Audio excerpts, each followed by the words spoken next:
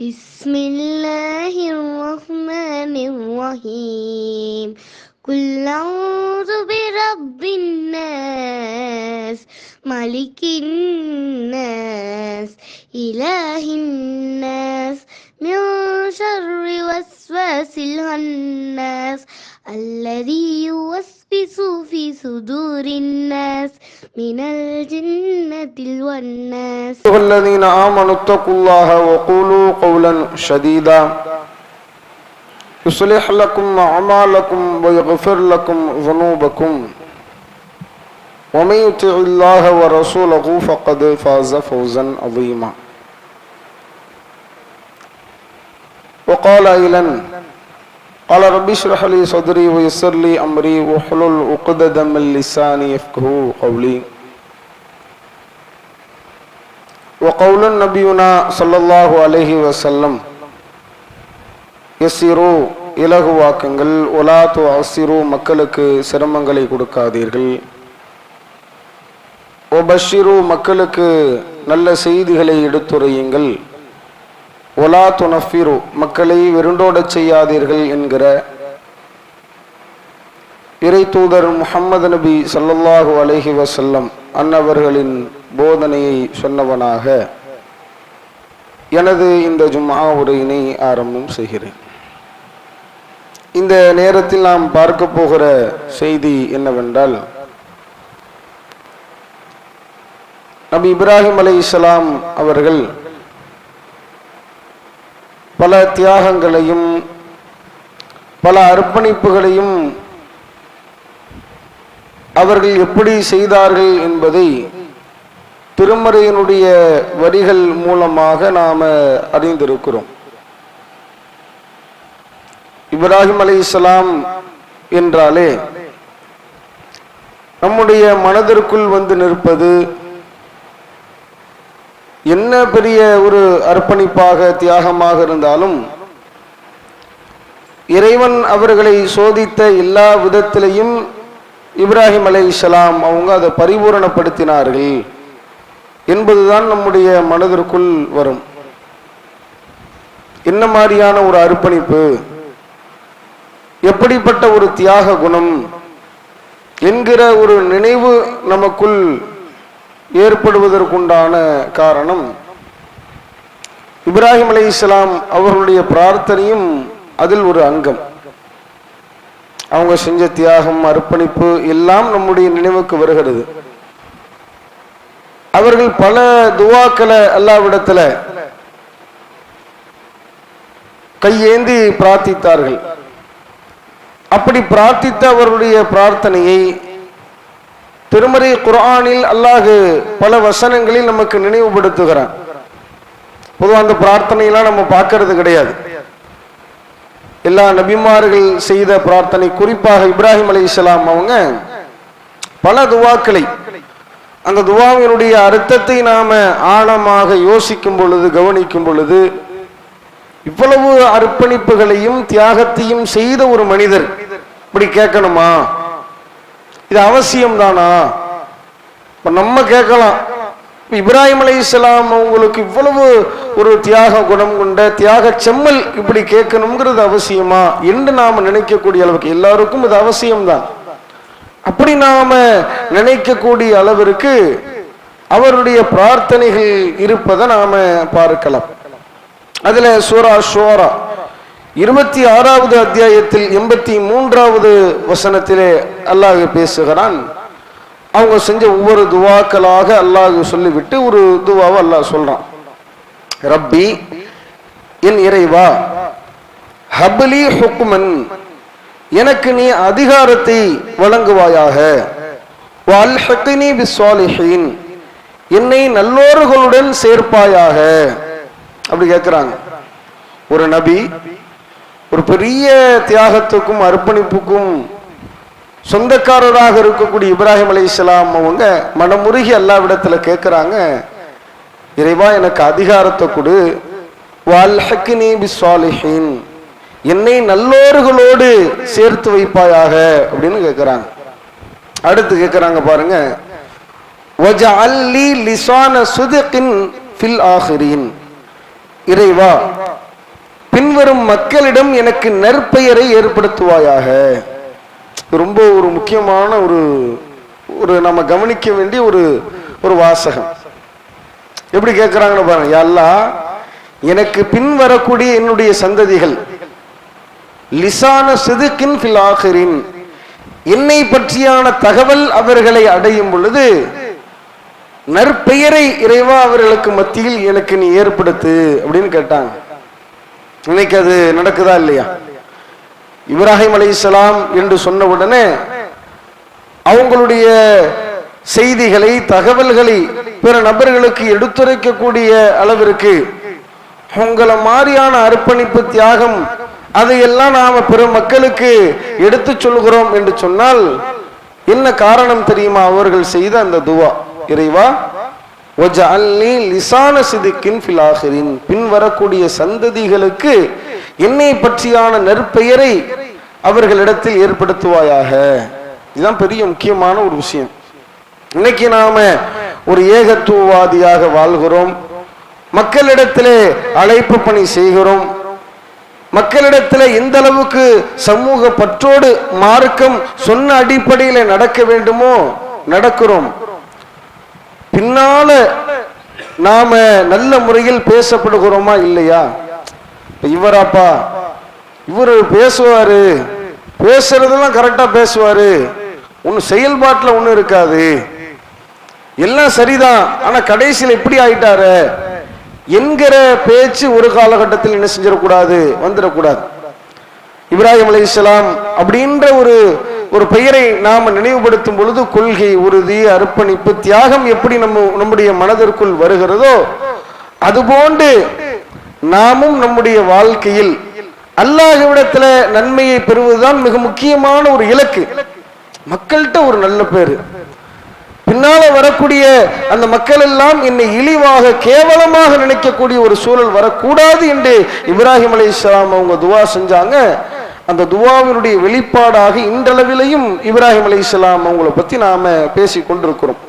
அடுத்தவங்க கேட்கிறாங்க, வஜஅல்னி மின் வரஸதி ஜன்னத்தின் நஈம், இறைவா இன்பம் இருக்க சுவனத்திலே என்னை இணைப்பாயாக, எனக்கு சொர்க்கத்தை அல்லாஹ் கொடு அப்படின்னு கேட்கிறாங்க. அப்ப இப்படி இப்ராஹிம் அலைஹிஸ்ஸலாம் உங்களுடைய ஒவ்வொரு பிரார்த்தனைகளும் நமக்கு பல படிப்பனைகளை பல பாடங்களை நமக்கு ஊட்டி விட்டு செல்கிறது.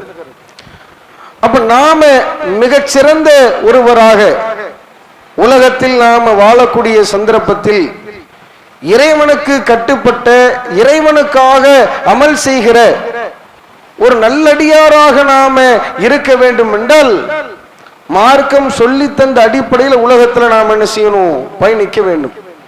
அல்லாஹ்வுடைய தூதர் ஸல்லல்லாஹு அலைஹி வஸல்லம் அவங்க அப்படி இருப்பதற்கு, நம்மிடத்துல அமல்கள் அதிகரிப்பதற்கு, நாம் எல்லா நேரங்களிலையும் நன்மைகளை சம்பாதிப்பதற்குண்டான ஒரு அழகான துஆவை ரசூல் ஸல்லல்லாஹு அலைஹி வஸல்லம் அவங்க நமக்கு சொல்லி கொடுத்திருக்கிறாங்க. அதை நம்ம அல்லாஹ்வுக்கு பயந்து செய்யக்கூடிய நேரத்துல இறைவனிடத்திலையும் மகத்தான நன்மைகளை பெறலாம். எப்படி இப்ராஹிம் அலைஹிஸ்ஸலாம் அவர்கள் பெரிய அளவுக்கு பின்பாக பிற்காலத்திலே பேசப்பட்டார்களோ அது மாதிரி இல்லாட்டி கூட நாம இவரா அப்துல் காதர் அப்துல் ரஹ்மானா நல்ல மனுஷன்பா, கரெக்டா தொழுகுவாரு, தாவா களத்துல நிப்பாரு, பிடிச்ச நன்மையை செய்வாரு, நல்ல மனுஷன் என்று பேசப்படக்கூடிய அளவிற்கு நம்முடைய செயல்பாடுகள் இருக்க வேண்டும் என்றால் மார்க்கம் சொன்ன அடிப்படையில் அதை நம்ம என்ன செய்யணும், அலங்கரிக்க வேண்டும். அல்லாஹ்வுடைய தூதர் ஸல்லல்லாஹு அலைஹி வஸல்லம் அவர்கள் நமக்கு பல பிரத்யேகமான துஆக்களை ரசூல் ஸல்லல்லாஹு அலைஹி வஸல்லம் அவங்க சொல்லி கொடுத்துருக்காங்க. அதுல ஒரு அழகான துஆ, துஆன்னே நம்ம ஆட்களுக்கு என்னடா துஆன்னு சொல்றாங்க, ஆலிம்சா துஆன்னு சொல்றாரு, ஒரு 4-5 வரிக்கு நெருக்கமா சொல்லிட்டாருன்னா ரொம்ப சிரமமா இருக்குமே, அப்படிதான் பெரும்பான்மையா தோணும். அப்படிலாம் இருக்காது, ஒரு 2 வரி மிக்க ஒரு துஆ. இந்த துஆவை அல்லாஹ்வுடைய தூதர் ஸல்லல்லாஹு அலைஹி வஸல்லம் அவர்கள் ஒவ்வொரு நேர தொழுகைக்கு பிறகாக, தொழுக முடியுது இல்லையா, இந்த 5 நேரம் நம்ம தொழுகிறோம்ல, இப்படி தொழுகை முடிந்ததற்கு பிறகாக அல்லாஹ்வுடைய தூதர் ஸல்லல்லாஹு அலைஹி வஸல்லம் அவங்க கேட்க சொல்லி இருக்கிறாங்க. அப்படி ஒரு அழகான ஒரு துஆ, எல்லா கருத்துகளையும் உள்ளடக்கக்கூடிய, நம்முடைய வாழ்க்கையிலே ஏராளமான நன்மைகளை நாம பெற்று சுவர்க்கத்திற்கு நம்மை அழைத்து செல்லக்கூடிய அழகான ஒரு திக்ர ரசூல் ஸல்லல்லாஹு அலைஹி வஸல்லம் சொல்லி கொடுக்குறாங்க. நம்ம பார்க்கலாம். முஆத் பின் ஜபல் என்கிற நபி தோழர் அறிவிக்கிறாங்க, அல்லாஹ்வுடைய தூதர் ஸல்லல்லாஹு அலைஹி வஸல்லம் அவர்கள் அகத பியதி, என்னுடைய கையை பிடிக்கிறார்கள். பிடித்து சொல்கிறார்கள், வகால யா முஆத், முஆதே வல்லாஹி இன்னி உஹிப்புக், அல்லாஹ்வின் மீது ஆணையாக நான் உன்னை நேசிக்கிறேன். வல்லாஹி இன்னி உஹிப்புக், அல்லாஹ்வின் மீது ஆணையாக உன்னை நேசிக்கிறேன் அப்படிங்கிறாங்க ரசூலுல்லாஹ். 2 வாட்டி சொல்றாங்க. முஆதுடைய கையை பிடிச்சி அல்லாஹ் மேல ஆணையா உன்னை நேசிக்கிறேன் அப்படிங்கிறாங்க. ஃபகால ஊசிக்க யா முஆத், முஆதே உனக்கு சில அறிவுரைகளை நான் சொல்லுகிறேன். அந்த அறிவுரைகள், லா ததஅன்ன ஃபீ ذுபரி குல்லி ஸலாத்தின், நீ ஒவ்வொரு நேர தொழுகைக்கு பிற்பாடாகவும் பின்பாகவும் அதை நீ ஒரு காலம் விட்டுவிடக் கூடாது. முஆது மேல உள்ள ஒரு அக்கறையில் அல்லாஹ்வுடைய தூதரவர்கள் இதை சொன்னாலும் ஒட்டுமொத்த சமூகத்துக்கும் சேர்த்துதான் ரசூலுல்லாஹ் என்ன செய்றாங்க சொல்றாங்க. எப்படி?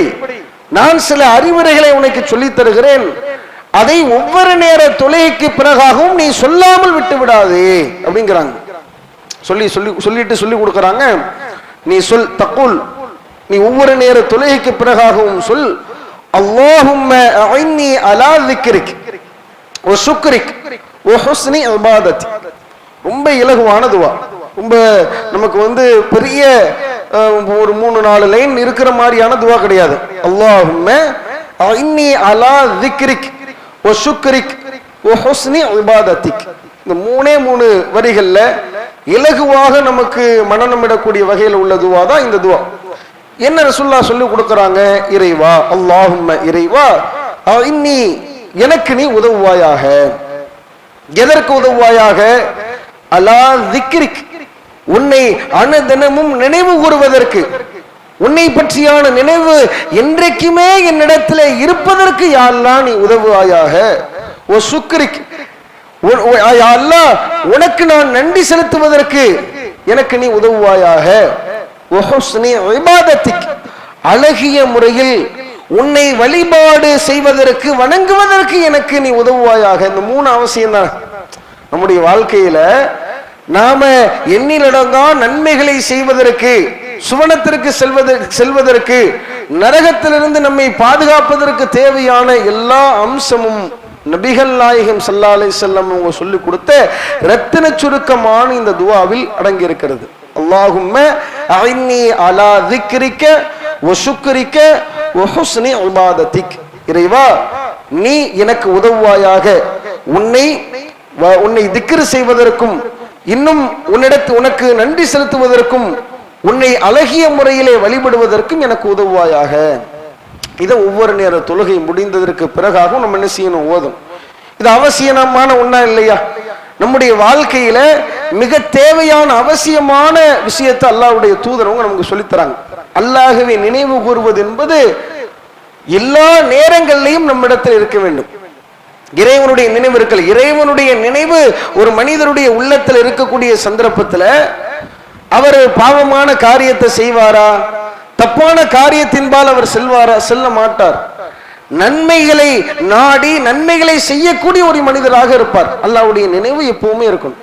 அப்படி நாம இறை நினைவோடு இருப்பதற்காக பல திக்ருகளை அல்லாஹ்வுடைய தூதரவங்க சொல்லி கொடுத்திருக்கிறாங்க. அதெல்லாம் நம்ம செய்யறோமா?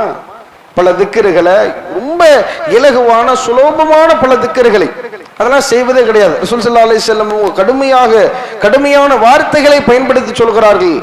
மஸலுல்லதி யذ்குரு ரப்பஹு வல்லதி லா யذ்குருஹு.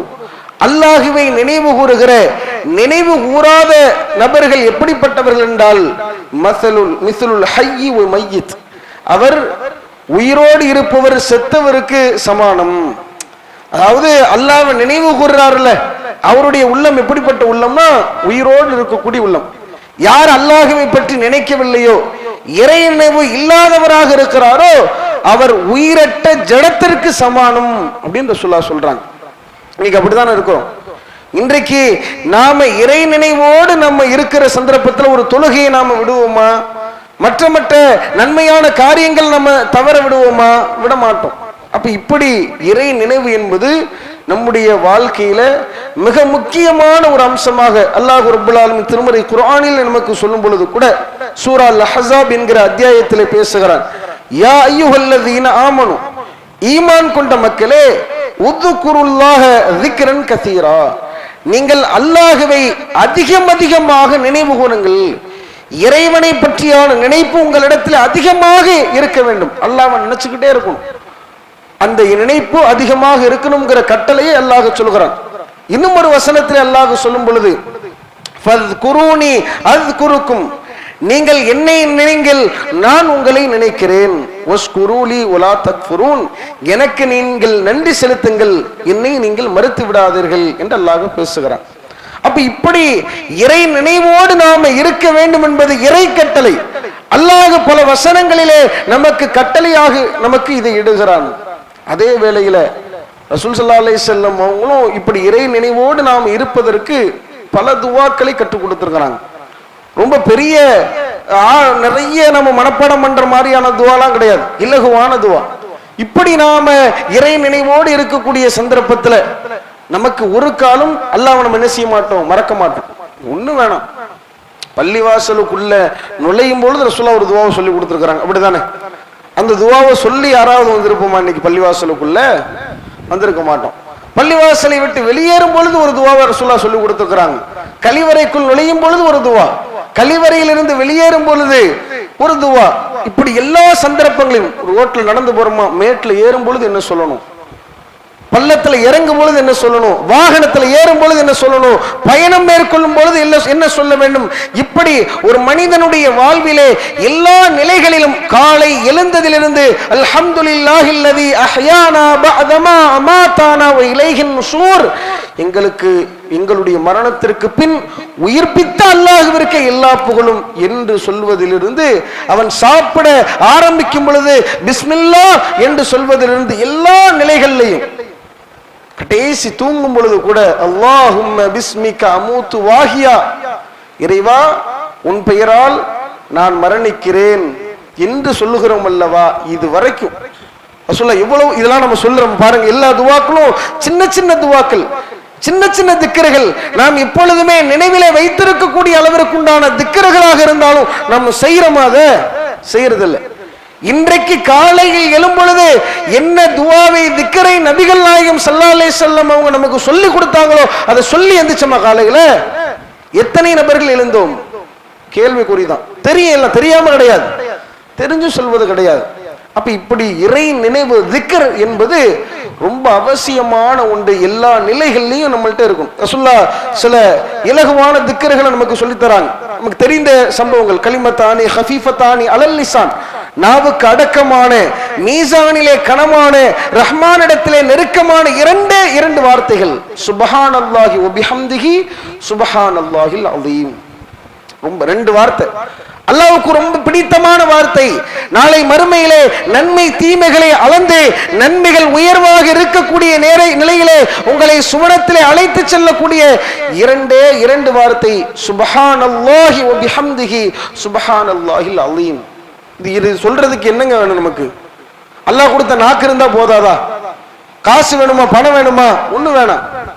சும்மா இருக்கிற நேரம் சுப்ஹானல்லாஹி வ பிஹம்திஹி சுப்ஹானல்லாஹில் அஸீம் தெரிஞ்ச அந்த திக்ரை சொல்லிட்டு போயிடலாமே. இப்படி பல திக்ருகளை ரசூலுல்லாஹ் சொல்லி கொடுக்குறாங்க. இன்னும் சொல்லுகிறார்கள், அலா உஹிப்புக பிஅஹ்பில் கலாம், வார்த்தைகளிலேயே ரொம்ப விருப்பமா, அல்லாஹ்விற்கு விருப்பமான வார்த்தை எது தெரியுமா? அல்லாஹ்வுடைய தூதர் ஸல்லல்லாஹு அலைஹி வஸல்லம் சொல்றாங்க, சுப்ஹானல்லாஹி வ பிஹம்திஹி, அல்லாஹ்வுக்கு ரொம்ப பிடிச்சமான வார்த்தை, ஒற்றை வார்த்தை, சுப்ஹானல்லாஹி வ பிஹம்திஹி. அப்ப இப்படி பல துவாக்களை இலகுவான ஒற்றை வரியிலே உள்ள திக்ருகளை அல்லாஹ்வுடைய தூதர் அவர்கள் நமக்கு சொல்லி தந்திருக்கிறாங்க. அது மாதிரியான திக்ருகளை நாம செய்யக்கூடிய நேரத்தில் நாம எப்பொழுதுமே அந்த இறை நினைவோடு நாம இருப்போம். நிறைய நன்மைகளை நாம என்ன செய்யலாம். ரசூல் ஸல்லல்லாஹு அலைஹி வஸல்லம் அவங்க ஒரு முறை தன்னுடைய மனைவி ஜுவைரியா ரலியல்லாஹு அன்ஹா அவர்கள், அவங்க ஃபஜ்ர் தொழுகைக்கு அல்லாஹ்வுடைய தூதர்கள் எழுந்து வரக்கூடிய நேரத்துல ஜுவைரியா ரலியல்லாஹு அன்ஹா என்ன செய்றாங்க, தொழுகையில நிற்கிறாங்க. ரசூலுல்லாஹ் போயிட்டு திரும்பி வராங்க. வர நேரம் வரைக்கும் தொழுகையில் உள்ள அந்த முஸல்லாவிலேயே அவங்க இருக்கிறாங்க. அப்ப என்ன செஞ்சீங்கன்னு கேட்கும் பொழுது, அல்லாஹ்வை திக்ர் செஞ்சேன், இறைவனை திக்ரு செய்து கொண்டிருந்தேன் என்று சொல்லும் பொழுது அப்பொழுது ரசூலுல்லாஹ் ஒரு 4 வார்த்தைகளை சொல்லிக் கொடுக்கிறார்கள். சொல்லிக் கொடுத்துட்டு சொல்றாங்க, இந்த 4 வார்த்தைகளை நீங்கள் சொல்லக்கூடிய சந்தர்ப்பத்திலே அது இவ்வளவு நேரம் நீங்க என்ன திக்ருகளை செய்து கொண்டிருந்தீர்களோ அதற்கு ஈடாக அமைந்து விடும் அப்படின்னு ஒரு திக்ரை சொல்லி கொடுக்கிறாங்க. சுப்ஹானல்லாஹி வ பிஹம்திஹி அதத ஹல்கிஹி, இறைவா உன் படைப்பினுடைய எண்ணிக்கை அளவிற்கு புகழ் அனைத்தும் உனக்கே உரியது. ஒரு ரிதா நஃப்ஸிஹி, இன்னும் உள்ளம் திருப்தி அடையக்கூடிய அளவிற்குண்டான அந்த புகழ் அனைத்தும் உனக்கே உரியது. ஒசினத் அர்ஷிஹி, உன்னுடைய அரிசினுடைய கனம் அளவிற்கு புகழ் உனக்கே உரியது. உமிதாத கலிமாத்திகி, உன்னுடைய வார்த்தைகளுடைய எண்ணிக்கை அளவிற்கு புகழ் உனக்கே உரியது. இப்படி இந்த மாதிரியான இலகுவான பல திக்கர்களை ரசூல் ஸல்லல்லாஹு அலைஹி வஸல்லம் அவங்க நமக்கு கற்றுக் கொடுத்திருக்கிறாங்க.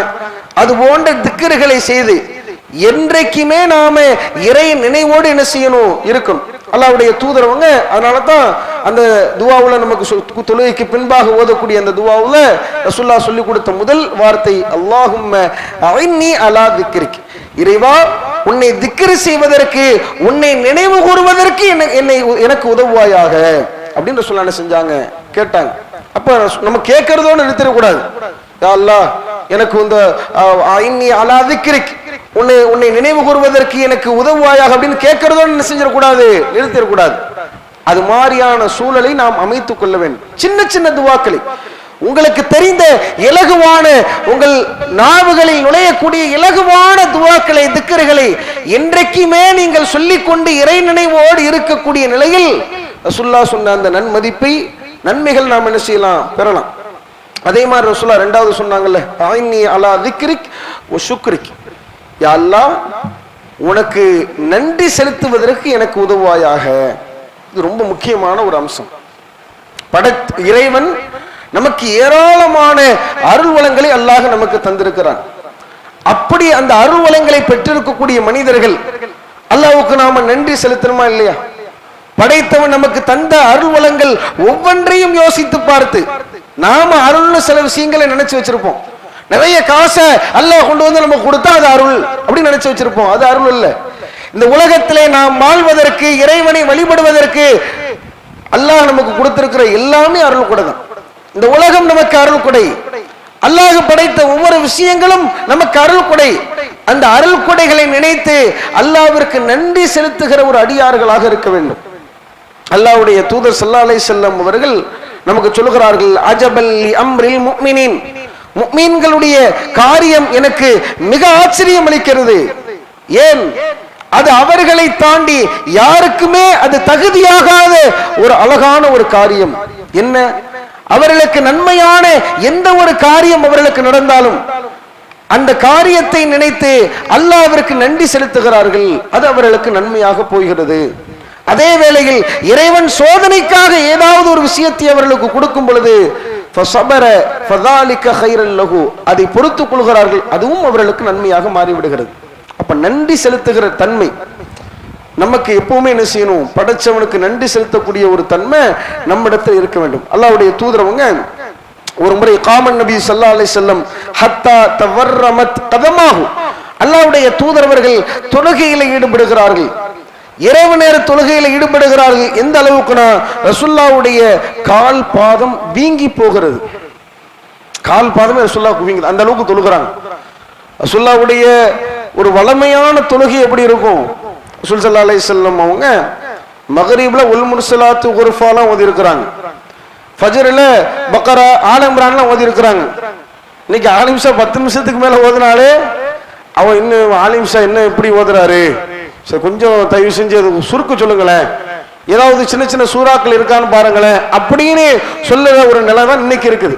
ஆனா பாருங்க, நபிகள் நாயகம் ஸல்லல்லாஹு அலைஹி வஸல்லம் அவங்க ஏனைய மற்ற நேரங்களில் தொழும் பொழுது, ஜமாத்து தொழுகையில ஈடுபடும் பொழுது நபிகளார் ஓதிய சூறாக்களை பாருங்க. அவங்களுக்கு அதற்கான நேரங்கள் அவகாசம் இருந்து ரசூலுல்லாஹ் ஓதுனாங்க. ரசூலுல்லாஹ் இரவு தொழுகை ஈடுபடும் பொழுது எந்த அளவுக்கு ஈடுபடுவாங்கன்னா, அவருடைய தவறத் கதமாகும் நபிகளாருடைய இரு பாதங்களும் வீங்கக்கூடிய அளவுக்கு ரசூலுல்லாஹ் தொழுகிறாங்க. இப்ப கால் கடுக்க, கால் வலிக்க, கால் வீங்க நான் தொழுதேன்னு சொல்லுவாங்களா? அப்படிலாம் சொன்னது கிடையாது. உலகத்திலே நீங்கள் சம்பாதிப்பதற்காக, உலக இன்பங்களை அனுபவிப்பதற்காக பட்ட கஷ்டங்கள் இருக்கலாம் நிறைய. தொழுகைக்காக பட்ட கஷ்டம் ஒண்ணு இருக்குமா? மார்க்கம் சலுகை அளிச்சிருக்கு இல்லையா? ஆனா அல்லாஹ்வுடைய தூதரவர்கள் கால் கடுக்க நின்று வணங்குகிறார்கள். கால் பாதங்கள் எல்லாம் நீங்குகிறது. அல்லாஹ்வுடைய தூதரவர்களிடத்தில் கேட்கப்படுகிறது, ஃபகீல லஹு கஃபரல்லாஹு லக மா தகத்தம மின் தப்பிக். அல்லாஹ்வின் நபியே, அல்லாஹ்வின் நபியே, உங்களுக்கு தான் அல்லாஹ் உங்களுடைய பாவங்களை மன்னித்து விட்டானே, நீங்கள் எதற்காக இப்படி சிரமப்பட வேண்டும்? பாருங்க ரசூலுல்லாஹ், அல்லாஹ்வுடைய தூதர்களுக்கு இறைவன் ஒரு பெரிய அனுமதியை கொடுக்கிறான். மிகப்பெரிய ஒரு விஷயத்தை நபிகள் நாயகம் ஸல்லல்லாஹு அலைஹி வஸல்லம் அவர்களுக்கு அல்லாஹ் சொல்கிறான், ஓ நபியே, நீங்கள் செய்த உங்களுடைய முந்தைய பாவங்களை நான் உங்களுக்கு மன்னித்து விட்டேன், நீங்கள் இனி செய்யக்கூடிய எல்லா பாவங்களையும் நான் மன்னித்து விட்டேன் என்று உத்தரவாதம் அளிக்கப்பட்ட ஒரு நபி. யோசித்து பாருங்கள். ரசூலுல்லாஹ் அவங்க செஞ்ச முன்னால பாவத்தையும் எல்லாம் மன்னிச்சுட்டான், இன்னி செய்யக்கூடிய பாவத்தையும் எல்லாம் மன்னிச்சிருவாங்கிற உத்தரவாதத்தை கொடுக்குறான். இப்படி எல்லாம் துன்யாவுல ஒரு மனுஷன் இருப்பான்னு சொன்னா, இன்னைக்கு ஓரளவுக்கு தௌஹீதை விளங்கி இருக்கக்கூடிய மக்களாக இருக்கக்கூடியவர்கள், அல்லாஹ்வுடைய அச்சம் எப்படி அவங்களுடைய உள்ளத்திலிருந்து கலண்டு போகுதுன்னா, அல்லாஹ் ஷிர்க்க தவிர எல்லாத்தையும் மன்னிச்சிருவாங்க. இப்படி அவங்க எப்படி, அவருடைய முடிவு எப்படி இருக்கு? உண்மையிலே இறைவன் அப்படித்தான் சொல்லுகிறான், இன்னல்லாஹ லா யக்ஃபிரு அய்யுஷ்ரக பிஹி, இறைவன் தனக்கு இணை கற்பிப்பதை ஒரு காலம் மன்னிக்க மாட்டான். வயக்ஃபிரு மா தூன ذلك லிமன் யஷா, அதற்கு கீழ் நிலையில் உள்ள பாவத்தை தான் நாடியவருக்கு தான் மன்னிப்பான். அல்லாஹ்வுடைய நாட்டம் இருக்கணும் அதுக்கு. இல்ல தண்டனை, நிரந்தர நரகம் இல்ல. அந்த ஒரு வார்த்தையை பிடித்துக் கொண்டு எல்லா முசீபத்தையும் பண்றான். மார்க்கம் அனுமதிக்காத, மார்க்கத்திலே தடுக்கப்பட்ட எல்லா காரியங்களும் செய்கிறான். என்ன இப்படியே இருந்தா எப்படி உள்ளம் ஆகி போயிடும்? இறைவனை பயப்படாத கட்டாந்தரையாக உள்ளம் மாறி போய்விடுமா இல்லையா? என்னங்க இப்படி பண்றீங்க, இந்த தப்ப பண்றீங்க, இதெல்லாம் ஒரு விஷயமாங்க, இதெல்லாம் ஒரு மேட்ராங்க, அதான் அல்ல சிறுக்க தவிர எல்லாத்தையும் இப்படின்ற ஒரு பார்வை இன்றைக்கு உள்ள நவநாகரிக ஏகத்துவாதிகளிடத்தில் இருப்பதை அல்லாஹ் பாதுகாக்கணும். இது நரகத்துக்கு போயிட்டு வருது சாதாரணமான ஒரு விஷயமா? இறைவனுடைய மன்னிப்பு கிடைத்தால் தான் சுவர்க்கம். இறைவன் மன்னிக்கவில்லை என்றால் எந்த நரகத்தை கொடூரமான நரகம் என்று அல்லாஹ் சொல்லுகிறானோ, தகாது தமையசு மினல் கைல், கோபத்தால் கொந்தளித்துக் கொண்டிருக்கக்கூடிய நரகம் என்று சொல்லுகிறானோ, அடே ஃபமாஸ்மரஹும் அலன்னார், அந்த நரகத்தை எப்படி அப்பா நீ பொறுத்துக் கொள்ள போகிறாய் என்று கேட்கிறானோ, அந்த நரகத்துக்கு போயிட்டு வரதெல்லாம் சாதாரணமான விஷயம் கிடையாது. நினைத்துக் கொண்டிருக்கிறார்கள் சில ஏகத்துவவாதிகள். சிறுக்க தவிர எல்லா பாவத்தையும் போய் பேசிக்கலாம், புரட்டு பேசிக்கலாம், பீடி வலிச்சுக்கலாம், தண்ணி அடிச்சுக்கலாம், விரல் வெட்டி எண்ணக்கூடிய சில நபர்கள். அல்லாஹ் பாதுகாக்க வேண்டும் அவர்களை. இந்த எண்ணத்தில் இருக்கிறார்கள், இருக்காதீர்கள். தூக்கி அல்லாஹ் நரகத்துல கிடாத்தி விட்டான் என்றால் ஒன்றும் செய்ய முடியாது. அல்லாஹ்வுடைய தூதர் ஸல்லல்லாஹு அலைஹி வஸல்லம் அவர்கள் அல்லாஹ் சொல்கிறான், நபியே, நீங்கள் செய்த எல்லா பாவங்களையும் நாம் மன்னித்து விட்டோம், இனி செய்யக்கூடிய பாவத்தையும் மன்னித்து விடுவோம் என்று உத்தரவாதம் அளிக்கப்பட்ட ஒரு நபி கால் கடுக்க நின்று வணங்குகிறார்கள். அல்லாஹ்வின் தூதர் அவர்களே, உங்களுக்குத்தான் அல்லாஹ் பாவத்தை மன்னித்து விட்டானே, எதற்காக இந்த கஷ்டம், ஏன் இந்த சிரமம் என்று கேட்கும் பொழுது நபிகள் நாயகம் சொன்னார்கள், அஃபலா அகூன அபதன் ஷக்கூரா, நான் அல்லாஹ்வுக்கு நன்றி செலுத்தக்கூடாதா? அல்லாஹ் எனக்கு கொடுத்திருக்கக்கூடிய அருள் கொடைகளை நினைத்து, இறைவன் கொடுத்திருக்கக்கூடிய வல்லமைகளை நினைத்து நான் அல்லாஹ்வுக்கு நன்றி செலுத்தக்கூடாதா என்று கேட்டார்கள். யோசித்து பாருங்கள், நபிகள் நாயகம் ஸல்லல்லாஹு அலைஹி வஸல்லம் அவர்கள் வாழ்ந்த வாழ்க்கை எப்படிப்பட்ட வாழ்க்கை தெரியுமா? இன்றைக்கு 3 வேளை உணவு சாப்பிடுகிறோம், யாரிடத்திலேயும் கையேந்தாத அளவிற்கு கண்ணியமான வாழ்க்கையை அல்லாஹ் நமக்கு கொடுத்திருக்கிறான். ரசூலுல்லாஹ் வாழ்ந்த வாழ்க்கை என்ன தெரியுமாங்க?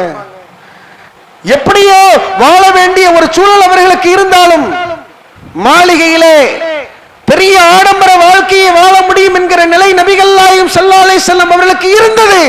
இருந்ததா இல்லையா? இருந்தது. அப்படி இருக்கும் பொழுது கூட ரசூலுல்லாஹ் வயிறார அல்லாஹ்வுடைய தூதர், உங்களுடைய குடும்பம் சமைத்து நாங்கள் 2 மாதங்களிலே 3 பிறைகளை காண்போம், எங்கள் வீடுகளிலே சமைத்து நாங்கள் உண்டது கிடையாது, மாக்கலம் நபி ஸல்லல்லாஹு அலைஹி வஸல்லம், அல்லாஹ்வுடைய தூதர் முஹம்மது நபி ஸல்லல்லாஹு அலைஹி வஸல்லம் அவர்கள் ஹுபுஸம் முரக்ககா, மிருதுவான ரொட்டியை நபிகளார் இறைவனை சந்திக்கிற காலம் வரை சாப்பிட்டதே கிடையாது. அல்லாஹ்வுடைய தூதர்கள் பொரித்த ஆட்டுக்கால் சப்பை ரசூல் ஸல்லல்லாஹு அலைஹி வஸல்லம் அவர்கள் ஹத்தா லஹிக பில்லாஹ், இறைவனை சந்திக்கிற காலம் வரை சாப்பிட்டது கிடையாது. உணவு மேஜையிலே அமர்ந்த நபிகள் நாயகம் ஸல்லல்லாஹு அலைஹி வஸல்லம் அவர்கள் சாப்பிட்டது கிடையாது. அல்லாஹ்வுடைய தூதர்களுடைய வீடு, இருந்த இருப்பிடம், அவங்க உண்ட உணவு ரொம்ப இலகுவான ஒரு வாழ்க்கை. இப்படி வாழ்ந்துட்டு ரசூலுல்லாஹ் சொல்றாங்க, இந்த வாழ்க்கையை கொடுத்த இறைவன், இப்படிப்பட்ட வாழ்க்கையை அல்லாஹ் எனக்கு தந்திருக்கிறானே, இவ்வளவு ஆரோக்கியமான ஒரு வாழ்க்கையை கொடுத்த அல்லாஹ்விற்கு நான் நன்றி செலுத்த கூடாதா என்று நபிகள் நாயகம் ஸல்லல்லாஹு அலைஹி வஸல்லம் அவங்க சொல்றாங்கன்னு சொன்னா நாம என்னங்க சொல்லணும்? ரசூலுல்லாஹ்வுடைய வாழ்க்கையோடலாம் ஒப்பிட்டு பார்த்தோம் என்றால், தெரு வீதியிலே நடந்து சென்றார்கள், ஒருவேளை உணவு கிடைக்காதா? அபூபக்கர் அவர்களும் உமர் அவர்களும் ஒரு இரவு நடுநிசி வேலையில வெளியே வராங்க. என்ன காரணம்? வீட்டுல சாப்பாடு வெளியே வந்தேன், அல்லாமல் ஆணை, அதுக்கும் நான் தான் வந்தேன். யாரு? ரசூலுல்லாஹ் சொல்றாங்க, இறைவன் மீது ஆணையாக சொல்கிறேன், உங்களை எந்த பசி உங்களுடைய வீட்டில் இருந்து வெளியேற்றியதோ அதே பசியினால் தான் நானும் வந்திருக்கிறேன் என்று சொன்னார்களே. அப்படிப்பட்ட தூதர் சொன்னார்கள், அல்லாஹ்வுக்கு நன்றி செலுத்துகிற ஒரு அடியானாக நான் இருக்க வேண்டும் என்றார்கள். நம்ம ஏமாத்துறாங்க, அப்படி கையேந்திரமாங்க. வீட்டுல உணவில்லை என்று தெருத்தெருவாக அலைகிறோமா? அல்லாஹ் அப்படி நம்மள ஆக்கல் இல்ல. அதையே ரசூலுல்லாஹ் பெரிய அருள்கொடை நினைச்சாங்க. அப்படி அருள்கொடைகளை பெற்ற நாம் இறைவனுக்கு நன்றி செலுத்தக்கூடிய ஒரு அடியானாக இருக்க வேண்டும். இறைவனை வழிபடுகிற, இறைவனை தொழுகிற விஷயத்தில், இறைவனுக்காக நன்மை செய்யக்கூடிய விஷயத்துல எப்படி இருக்கணும்? நன்றி செலுத்தக்கூடிய ஒரு அடியார்களாக இருக்க வேண்டும். அல்லாஹ்வுடைய தூதர் அதனாலதான் சொல்லித்தராங்க, அல்லாஹ் எனக்கு இன்னி அலா திக்ரிக், இறைவா உன்னை திக்ர் செய்வதற்கு எனக்கு உதவு, வசுக்ரிக், உனக்கு நன்றி செலுத்துவதற்கு நீ கொடுத்த அருள்கொடையை நினைத்து, நீ கொடுத்த வல்லமையை நினைத்து, அல்லாஹ் இவ்வளவு எனக்கு கொடுத்திருக்கியே, இவ்வளவு அருள்கொடைகளை எனக்கு தந்திருக்கிறாயே, கண்ணை கொடுத்திருக்கிறாயே, கையை கொடுத்திருக்கிறாயே, காலை கொடுத்திருக்கிறாயே, உடலிலே உள்ள ஒவ்வொரு உறுப்புகளுடைய மகிமையை அறிந்து அல்லாஹ்வுக்காக நீங்கள் நன்றி செலுத்துங்கள். அல்லாஹ் உனக்கு நன்றி செலுத்துறதுக்கு எனக்கு உதவு, அல்லாஹ்வுக்கு நன்றி செலுத்துங்க. அடுத்து சொன்னார்கள் நபிகள் நாயகம் ஸல்லல்லாஹு அலைஹி வஸல்லம் அவர்கள், வஹுஸ்னி இபாதத்திக், இறைவா உன்னை அழகிய முறையில் வணங்குவதற்கு, வணங்குறது முக்கியம் இல்லைங்க, வஹுஸ்னி இபாதத்திக், அழகிய முறையில். அது என்ன அழகிய முறையில்? இஹ்சான். இஹ்சான் என்றால் என்ன? ரசூலுல்லாஹ் இடத்துல கேட்க, அல்லாஹ்வை நீ பார்ப்பது போன்று வணங்க வேண்டும். அல்லாஹ்வை நீ பார்க்காவிட்டாலும் கூட இறைவன் உன்னை பார்க்கிறான் என்ற ரீதியில் வணங்க வேண்டும். ஒரு வணக்கத்தை செய்யறோம், அந்த வணக்கத்தை செய்யும் போது அல்லாஹ் நம்மளை பார்த்துக்கிட்டு இருக்கிறான், நாம் அல்லாஹ்வை பார்த்துக்கிட்டு இருக்கிறோம் என்ற நினைப்போடு நாம வணங்கும் பொழுது அதுல அலட்சியம் வராது, அதுல பொடுபோக்கு வராது, அதுல இயலாமை வராது. அல்லாஹ் பார்க்கிறான், அல்லாஹ்வுக்காக நாம் அமல் செய்யணுங்கிற அல்லாஹ்வுடைய பயமும் அச்சமும் அதிகரிக்கும். அப்படிதான் நபித்தோழர்கள் இருந்தார்கள். ரசூல் ஸல்லல்லாஹு அலைஹி வஸல்லம் அவங்க வார்த்தெடுத்த அந்த நபித்தோழர்கள் அல்லாஹ்வுடைய தூதர்களுடைய வணக்கங்களை பார்க்கும் பொழுது அப்படியாக இருந்ததென்றால் காரணம் என்ன தெரியுமா? அழகிய முறையில் அமல். சும்மா ஏனோ தானோன்னு நீங்க உங்களுடைய வணக்கங்களை அமைத்துக் கொண்டால் அந்த அது வணக்கமா இருக்கும். அந்த வணக்கம் எப்படி இருக்காது? இஹ்சானான அழகிய முறையிலான வணக்கமாக அது அமையாது. எப்பொழுது அழகிய முறையிலான வணக்கமாக ஆகும்? அல்லாஹ்வை நினைச்சு, அல்லாஹ் பார்க்கிறான், நாம் அல்லாஹ்வை பார்த்துக்கிட்டு இருக்கோம், நமக்கு முன்னால் அல்லாஹ் இருக்கிறான், ரப்பு இருக்கிறான், அந்த ரப்புக்காக நாம வணக்கம் செய்ய வேண்டும் என்கிற எண்ணம் வர வேண்டும். அதனாலதான் ரசூல் ஸல்லல்லாஹு அலைஹி வஸல்லம் இந்த மூன்று விஷயத்தையும் ஒவ்வொரு நேர தொழுகைக்கு பிறகு, இப்ப தொழுக முடியும் பொழுது கூட என்ன செய்யணும்? அல்லாஹும்ம ஐன்னி அலா திக்ரிக் வ ஷுக்ரிக் வ ஹுஸ்னி இபாதத்திக், இறைவா நீ எனக்கு உதவு. எதற்கு உதவ வேண்டும்? உன்னை திக்ர் செய்வதற்கு, உனக்கு நன்றி செலுத்துவதற்கு, உன்னை அழகிய முறையில் வணங்குவதற்கு யா அல்லாஹ் நீ உதவு. அல்லாஹ் உதவணும்ல, உதவுங்கிற இந்த துவாவை அல்லாஹ்வுடைய தூதர் ஸல்லல்லாஹு அலைஹி வஸல்லம் அவங்க நமக்கு கற்றுக் கொடுத்தார்கள். அந்த துவாவை அனுதினமும் செய்து சுவனத்திற்கு செல்லக்கூடிய நன்மக்களாக அல்லாஹ் ரப்பல் ஆலமீன் உங்களையும் என்னையும் ஆக்கி அருள்பாலிப்பான் என்ற துவாவோடு என்னுடைய முதல் உரையை முடித்துக் கொள்கிறேன். அல்ஹம்துலில்லாஹி ரப்பில் ஆலமீன் வல் ஆகிபத்து லில் முத்தகீன் வஸ்ஸலாத்து வஸ்ஸலாமு அலா சய்யிதினா முஹம்மதி வ அலா ஆலிஹி வ ஸஹ்பிஹி அஜ்மஈன். அம்மா பஅத். எல்லாம் அல்லாஹ்வின் நல்லடியார்களே, அல்லாஹ் ரப்பல் ஆலமீன் திருமறை குர்ஆனில் சொல்கிறான், யம்ஹக்கல்லாஹு ரிபா வ யுர்பி ஸதகா. நீங்கள் அல்லாஹ் வட்டியை அளிக்கிறான், தான தர்மங்களை வளர்க்கிறான் என்று அல்லாஹ் சொல்கிறான். நீங்கள் கொடுக்கக்கூடிய தர்மத்தை இறைவன் வழக்கரமிட்டு வாங்கி அதை பெரிய மலை அளவிற்கு அல்லாஹ் வளர்ப்பதாக அல்லாஹ்வுடைய தூதர் முஹம்மது நபி ஸல்லல்லாஹு அலைஹி வஸல்லம் அவங்க சொல்றாங்க. இப்போ நம்முடைய நிர்வாகத்தை நாடி, நம்ம ஊரை நாடி ஒரு சகோதரர் அவங்களுடைய தேவைக்காக வந்திருக்கிறாங்க. உங்களுடைய குழந்தைக்கு ஒரு ஹார்ட் சர்ஜரி பண்ணி முடிச்சிருக்கிறாங்க. அது பெரிய ஒரு தொகை. அந்த தொகையை கடன்பட்டு சிரமத்தில் தான் என்ன செஞ்சிருக்கிறாங்க, முடிச்சிருக்கிறாங்க. அதற்கு பின்பாக அவங்களுடைய மேலதிகமாக அவங்க செக்கப்லாம் போகக்கூடிய நேரத்தில் கூடுதலாக அதற்கும் பெரிய தொகை வருகிறது. அதற்காக நிர்வாகத்தை நாடி வந்திருக்கிறாங்க.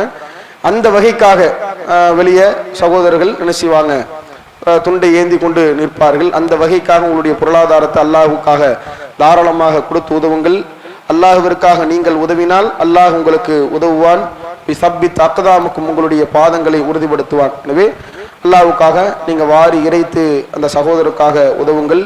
நீங்கள் ஒரு சகோதரருக்கு உதவக்கூடிய காலமெல்லாம் அல்லாஹ் உங்களுக்கு என்ன செய்வான், உதவுவாங்கிறது ரசூல் ஸல்லல்லாஹு அலைஹி வஸல்லம் அவங்க நமக்கு சொல்றாங்க.